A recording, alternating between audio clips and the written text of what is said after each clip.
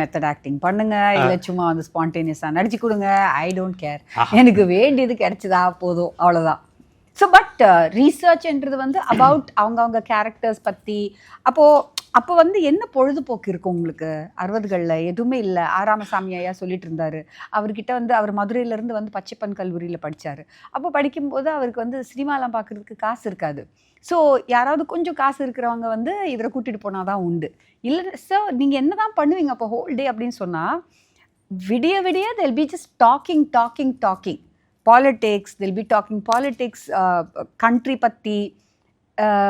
It was so நிறைய பேசுவாங்க. இப்போ நம்ம பேசுகிறதே இல்லைல்ல, அவங்களுக்கு அதுதான் பொழுதுபோக்கு அப்போ. ஓகே. ஸோ இப்போ இவங்க கேரக்டர்ஸ் இருக்குன்னு வச்சுக்கோங்களேன், இவங்கள வந்து ஒரு பொழுதுபோக்கு காட்டணும், இவங்க ஒரு என்ன பண்ணிட்டு இருக்காங்கன்னு காட்டுறதுக்கு அவர் சைக்கிளில் போயிட்டுருப்பாரு. ஓகே. யூனோ அப்போ பைக்ஸ் கிடையாது. அவங்களோட அந்த வாழ்வாதாரம், அந்த ஒரு பொருளாதாரம் ஆஃப் தேர் ஃபேமிலி, அதெல்லாம் மைண்டில் வச்சுட்டு அப்போ நீங்கள் அதெல்லாம் கேல்குலேட் பண்ணணும்.